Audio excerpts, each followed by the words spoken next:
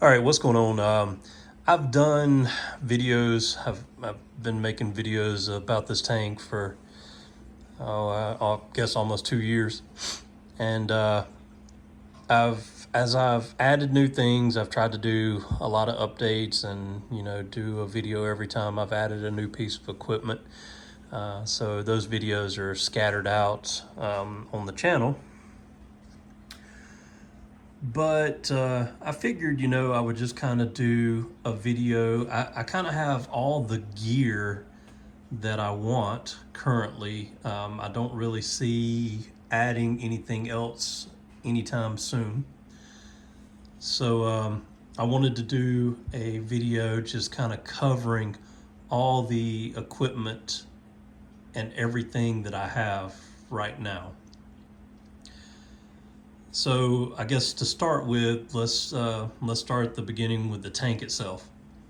The tank, like I said, roughly 2 years old.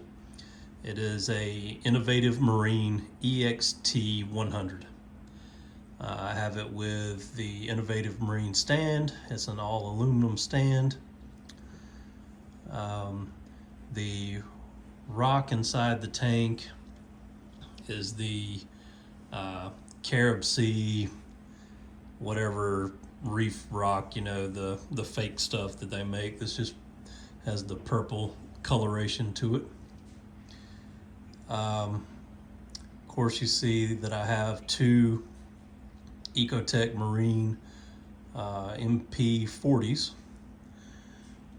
And that's one other thing that I might add as my frags start really growing out into colonies. I may add a third or even fourth MP40 just to increase flow. I think I have, with two MP40s, I think I have enough flow right now, but I would like to put maybe one more towards the back and a little bit lower just to make sure plenty of water is moving behind the rocks. Next, on the outside, the light fixture that I have is something that I just made out of wood from Lowe's. I bought basically this wood that they already had pre-cut and sanded for shelving, and it was really smooth, and it says like paint or stain ready. So then I just bought some black stain and stained it, kind of modified or customized the inside of it to suit my needs. So I have four A360 Kessels, and then I have the reflectors or light directors or whatever you want to call them on each of those. Then I have two Orphic light bars that I didn't go with the blue. I have like the more daylight ones,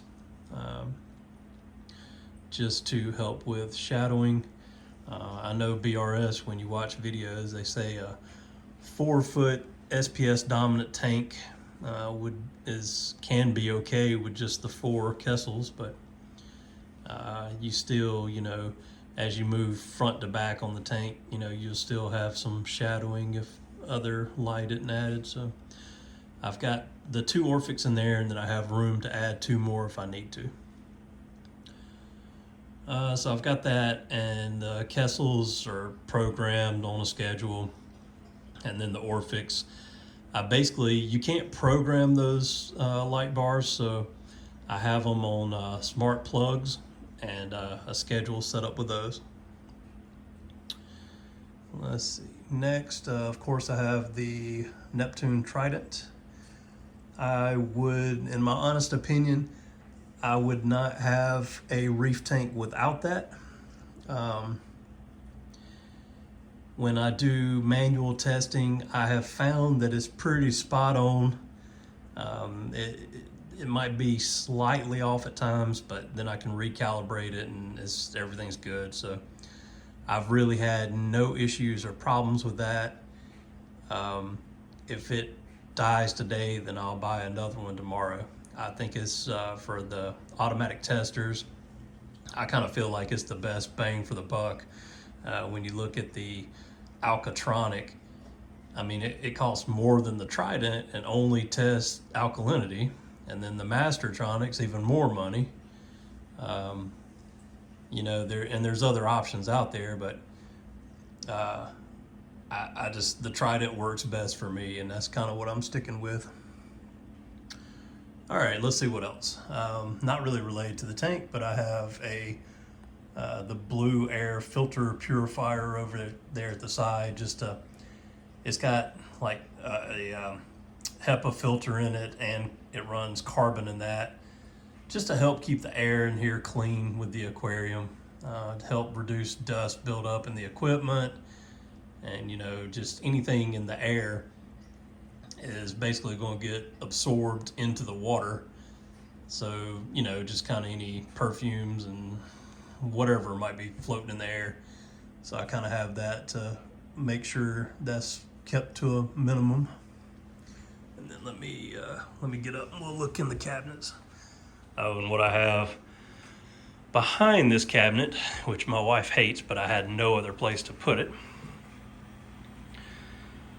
I have the calcium reactor that is a Octo CR200. And then for a secondary, I have the, I don't remember the model number, but the Geo secondary media chamber. And then of course, I have APC battery backups. I have one on this side and one on the other side of the tank. I have pretty much everything on battery backup except for the lighting. So if we lose power, then I will lose the lights, but everything else is on battery backup. Let's see, let me get down on the floor here. So in this cabinet, and it's kind of a mess, I apologize. All right, so I have the Comor that runs the calcium reactor. And the method that I'm doing is the pull method rather than push. So I'm pulling water from the calcium reactor and then actually pushing it to the secondary media chamber and then back to the sump. My CO2 bottle, and then I do run the Gen 2 carbon doser that came with the regulator. I don't really have any lights in this cabinet, so it's kind of hard to see. So that's the Gen 2 carbon doser. And then there's the controller for the calcium reactor as well. Then I just have a Apex board there. Here's the Milwaukee pH controller that's set up with the calcium reactor as well. So right now it's showing the pH 7.5. It's just because the programming that I have.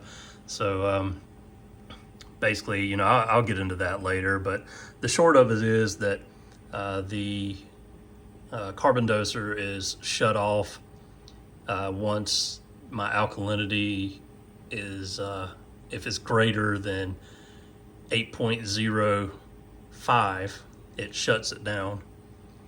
Or if the pH is less than 8, it also shuts it down. So with as few of frags that I have, the calcium reactor doesn't actually run very much, because I also have, and I'm about to show you, I use Kalkwasser.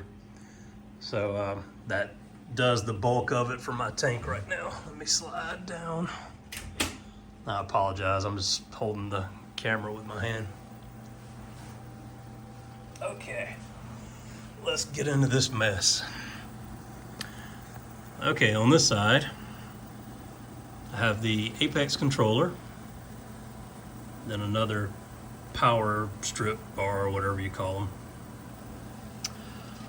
For Kalkwasser, I'm using the Avast Marine K1 stir. In my opinion, now I haven't tried other ones, but I've read reviews, watched videos, looked at them. In my opinion, this one is, the Avast Marine is kind of like the gold standard for it. I really feel like it's the best option.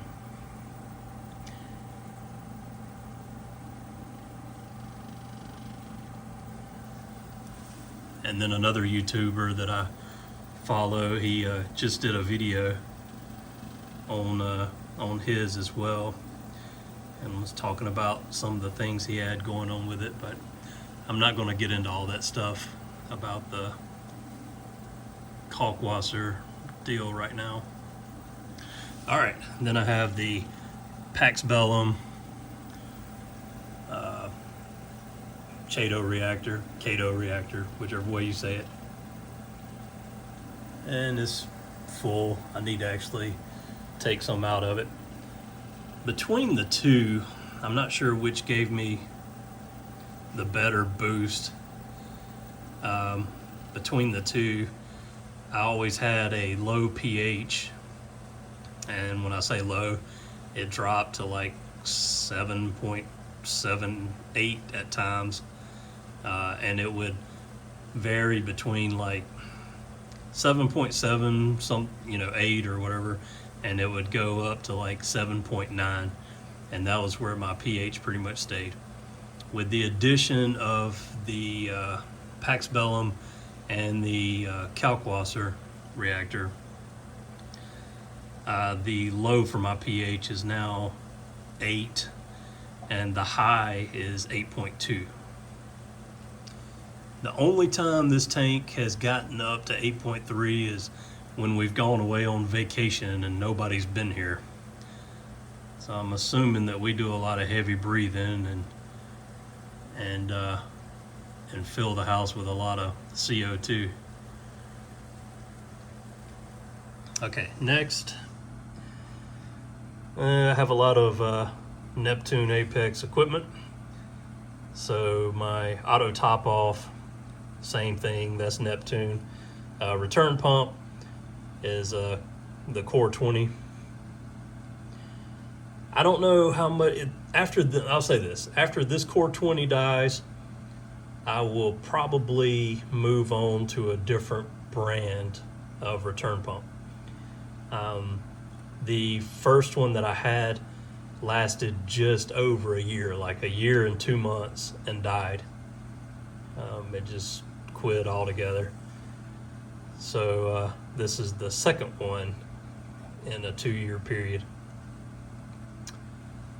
So I don't know. I just, I know you're going to have pumps fail. I just, prior to this, with this setup, this is my first time using DC pumps. On old aquariums, I used to always use the Eheim AC pumps, and I never had one fail on me. So, I had one on the tank for, like 8 years and never died. And I thought that the DCs were actually supposed to be better, more reliable,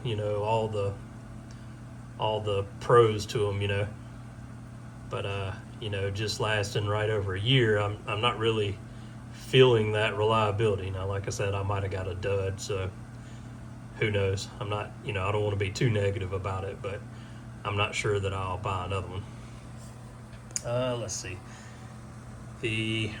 What do they call those? The FMM module. So that's doing the auto top off. I did have the leak detectors as well, but when I picked them up, I had the first generation or whatever Neptune leak detectors, and I guess low profile set on the floor. Well, there was no water or anything, but the bottom of them started getting this like corrosion buildup on them. So I didn't know how reliable they would be, so I actually took it off. I had a secondary FMM module, and I ran 2 of the leak detectors, but I took them off. I don't know You know, like I said, they almost look like they were going bad. I might try the new, they have a new generation that's an optical sensor instead of the metal strip, so I might try that out. Let's see, let's move on.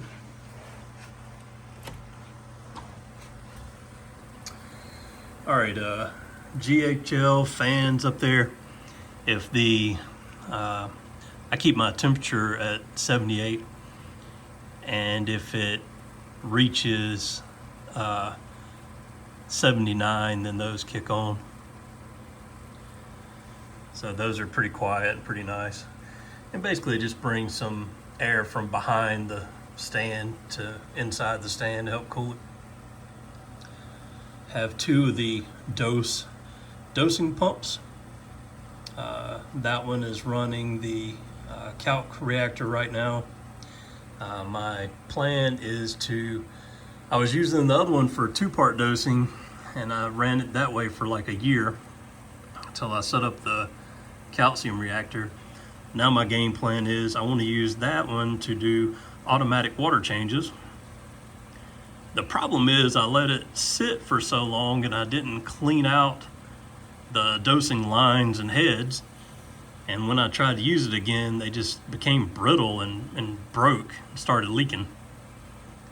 So right now on BRS and Saltwater Aquarium, and I looked somewhere else too, but I can't find any replacement heads for it. They're out of stock everywhere. So as soon as those become available again, I'm going to get them ordered, and I want to set up automatic water changes. Let's see, protein skimmer, Royal exclusive. The probably the only piece of equipment that I have that I really just regret buying. Had a lot of issues with this one. I did a whole video on that. So if you want to, you know, hear all about that stuff, you can check out that video, or the multiple videos I did talking about it and working with their customer support and not getting anywhere. Basically, it was the most expensive protein skimmer available for the size that I wanted and what I wanted, or what I was looking at through Bulk Reef Supply. And it's the worst one I've ever owned, so you don't always get what you pay for. Then all the little mini pumps that I ever use, I always just buy the Seche. Never had one of those fail on me. They've always been really good. I don't know why the suction cups popped up on one side, but that one's running the Chaeto reactor. Then I used to run a Nios carbon reactor, but I've just found it easier just to put some carbon in a bag and throw it right there. I mean, it's a high flow area in the sump, so I feel like all the water's passing through it pretty well. So I just, you know, run my carbon like that. All right, and then of course the sump itself is the Trigger Systems Platinum. I'm wanting to say this one is it's either 34 or 36. I'm not sure what the length was. There's pros and cons to this one. I mean, for the most part, it's a decent sump. It has some negatives about it too. And I've done some videos on that, so you know, if you want to check that out, then go back and take a look. Then I have just my probes in there. The heater is actually a BRS titanium heater, and I have that on a controller that I'm about to show you. But that's basically it inside the cabinet here. And then let's see here. We'll go around to the side.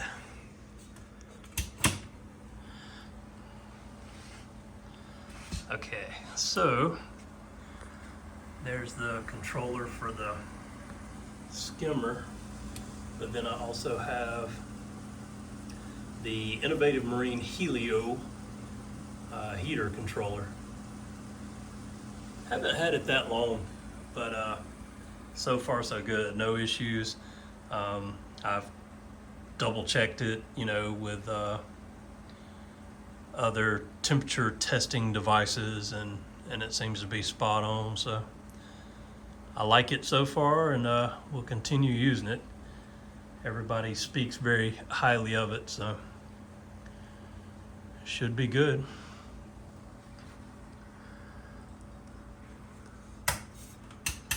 And let me get up here.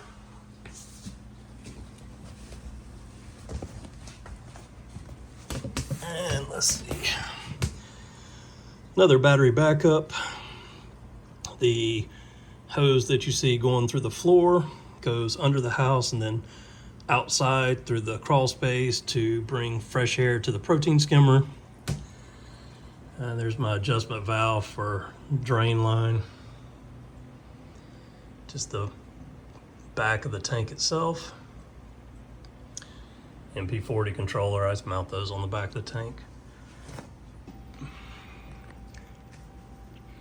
And then the side view of my tank, you'll see all the wonderful brown algae / diatoms, which I had to, if you followed along, you already know, had some situations, you know, that caused me to do a reboot of this tank. So for the most part, it's actually still kind of, I guess, recycling. So I'm pretty much going through the ugly stage again. And, you know, in an effort to try to get coloration and things, my nitrates and phosphates were bottoming out, running zero. So I started dosing those, and when I started dosing those, then it really started taking over. But I do have a cleanup crew on order that will be here this week. Oh.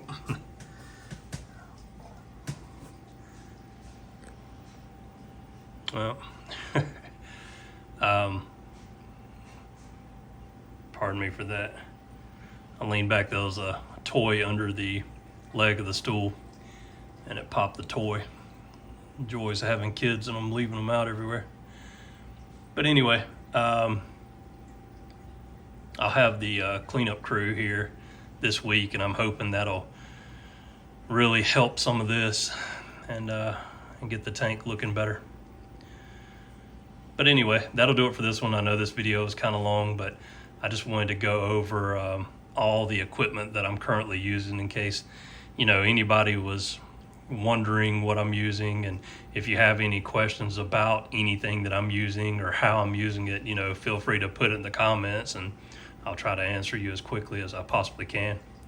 Yeah, and that'll wrap it up. Thanks for watching.